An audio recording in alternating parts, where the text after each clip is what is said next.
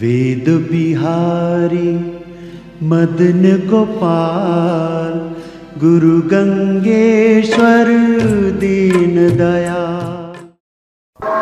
कदानु वृंदावन वीथिकाश्वहं परिभ्रमच्चामुल गौरमद्भुतम् किशोरमूर्ति द्वयमेकजीवितम् पुरस्फुरवीक्ष पतामि मूर्छितः। उपस्थित भगवत स्नेही सज्जनों, माताओं एवं बहनों, अपने एक दो दिनों से कुछ श्री वृंदावन धाम की महिमा वर्णन कर रहे हैं। वृंदावन धाम में क्या विशेषता है कि वहां की भूमि का निर्माण ही प्रेम के परमाणुओं से हुआ है। वहां पहुंचते ही प्रत्येक प्राणी के हृदय में प्रेम के तरंग उठने लगते। आपको ये ध्यान में रहे, जो कृष्ण प्रेमी वृंदावन में जाए उसके हृदय में तो प्रेम पैदा होगा ही। वहां किसी दूसरे धर्म का भी अगर कदाचित चला जाता है, वह भी कृष्ण के प्रेम पाश में बद्ध हो जाता है। उसे भी कृष्ण अपनी ओर खींच लेते। क्यों समझ लीजिए कि वृंदावन की भूमि तो एक चुंबक पाषाण है। लोहा भी चुंबक के पास पहुंच जाता है तो नाचने लगता है। चुंबक की तरह एक विशेष आकर्षण शक्ति जिस भूमि में है वृंदावन में, वहां पहुंचते मनुष्य का लोहे की तरह कठोर हृदय भी एक बेर भगवत प्रेम में मग्न होकर नाचने लग जाता है।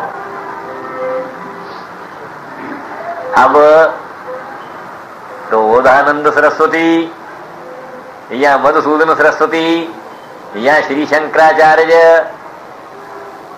या रामानुज या स्वामी रामानंद, इन आचार्यों की तो बात ही जाने दो। वहां एक मुस्लिम भगत जिसका नाम था रस खान, जिसकी कब्र अभी भी वहां वर्तमान है, वह वहीं रहा और वहीं कृष्ण के प्रेम में दीवाना होकर वृंदावन की गलियों में घूमता रहा और वहीं अपने जीवन की समाप्ति करी। वो क्या कहता है, कदानु वृंदावन वीथिकाश्वहं परिभ्रमच्चामल गौरमद्भुतम्। कहते हैं परमात्मा देव, क्या वो समय भी कभी आ जाएगा? क्या वो दृश्य भी आंखों के सामने उपस्थित होगा? मैं वृंदावन की कूंज कलियों में चक्कर काट रहा हूं और मेरे सामने कहते जुगल सरकार खड़ी। कहते पहचान क्या होगी कि जुगल सरकार है या कोई और दो वाइफ और हस्बैंड खड़े हुए? कहते नहीं, श्याम गौरमल, एक का रंग श्याम और दूसरे का रंग गौर। गौर वर्ण श्री राधा जी और श्याम वर्ण मेरे श्याम सुंदर। उन्होंने कहा क्या पता अगर कोई और ऐसे दो दंपति आ गए जिनका काला रंग और गौर रंग हो। कहते नहीं, अद्भुतन। ये साधारण श्याम वर्ण के मनुष्य और गौर वर्ण की श्रम देखते रहते हैं। कहते वो तो अद्भुत है, अलौकिक, जिनको देखते ही कहते आंखें चकाचौंध में पड़ जाती हैं। ऐसा मालूम देता है कि दुनिया भर का तेज इकट्ठा होकर इन मूर्तियों का निर्माण हुआ है। वो तेज है पुंजमय। जुगल सरकार आगे खड़ी होगी, फिर क्या करोगे? वो है क्या? संसार में और भी तो बहुत से स्त्री पुरुष हैं। अगर वो वहां चक्कर काटते हुए तुमको एक नए जुगल सरकार के दर्शन हो गए तो इसमें विशेषता क्या? वो कहता है तुमको मालूम नहीं, किशोर मूर्ति द्वयम एक। देखो, जिस तत्व को हिंदुओं ने भी नहीं समझा, हिंदू भी समझने में भूल कर जाते हैं, एक मुसलमान कैसा सुंदर विवरण कर रहा है, किशोर मूर्ति द्वयम। कहते वो देखने में तो दो मूर्तें, एक किशोर है एक किशोरी। मूर्तियां दो हैं पर एक जीव, तुम प्राण दोनों का एक।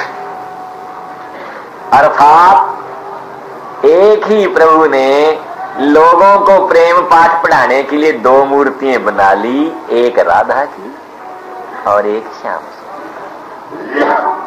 कहते रुक्मिणी जी तो लक्ष्मी का अवतार है, सीता जी लक्ष्मी का अवतार है, राधा जी लक्ष्मी का अवतार भी नहीं है। राधा जी तो कहते उसी पूर्ण परमात्मा की एक दूसरी मूर्ति।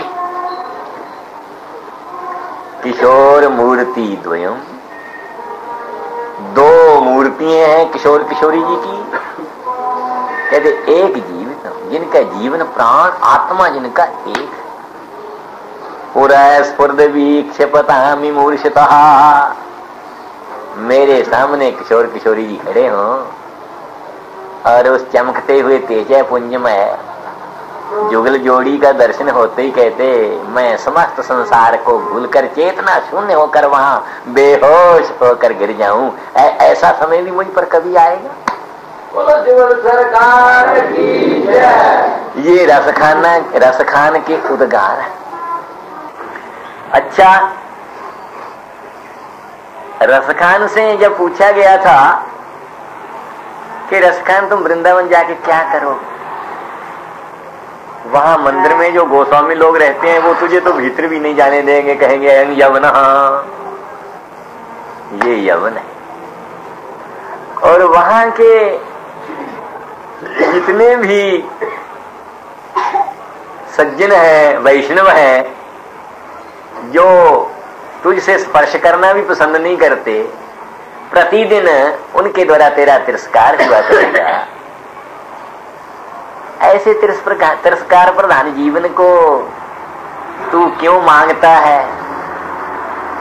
रसखान कहते अरे तुम तो तिरस्कार की बात कहते हो, मानुष हो तो वही रसखान।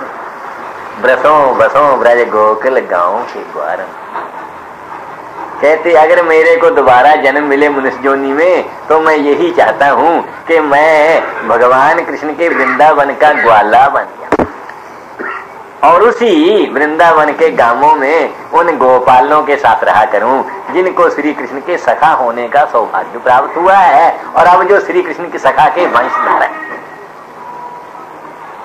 फिर कहते क्या पता है, अगर मनुष्य होगा तभी तो तुझे ब्रजवासी गोपाल बालों में या गोपालों के वंश में जन्म मिलेगा। अगर भाई कहीं पशु बनना पड़ जाए, कहते मैं पशु बनने से घबराते नहीं, जब पशु हो तो कहाँ बस मेर बसो ब्रज गोकुल चरो नित्य नंद की धेनु। कहते अगर मैं पशु हो जाऊं तो मेरे कोई हाथ की बात नहीं, भले हो जाऊं, पर मैं यही प्रार्थना करता हूं कि नंद बाबा की जो गौएं हैं उनमें मेरा जन्म हो, मैं उन गौओं के साथ रहूं ताकि फिर कृष्ण महाराज मुझे हमें चराने ले जाएंगे, वह इष्ट देव का दर्शन हो ही जाएगा। बसो नंद नित नंद की धेनु मजार पाए न हो तो वही गिरी को जो भयो ब्रज छत्र पुरंदर का। कहते अगर मुझे पत्थर भी बनना पड़ जाए तो चिंता की बात नहीं, मैं गोवर्धन गिरिराज का पाषाण बन जाऊं ताकि भगवान जब गोवर्धन के को उठाएंगे उनके कमल कोमल कर का स्पर्श तो मिल जाएगा। जो खग हो तो बिसेरा करो न कालिंदी कुल कदम्ब की धारण। अगर मुझे पक्षी बनना पड़े, कहते मेरा घोंसला उन कदम वृक्षों पर होगा जिन कदम वृक्षों पर भगवान गोपियों के चीर लेकर चढ़ गए थे और जो जमुना के तट पर हैं। जमुना के तट को की शोभा बढ़ाने वाले जो कदम वृक्षों की पंक्ति है, कहते मैं अगर एक पक्षी बनूं बड़ा आनंद आ जाएगा। कहते वहां घोंसला बनाकर रहेंगे, यहाँ गोपियों के चीर हरण करके भगवान चढ़ेंगे, वहां से दर्शन खूब आनंद से मिलेगा एकांत।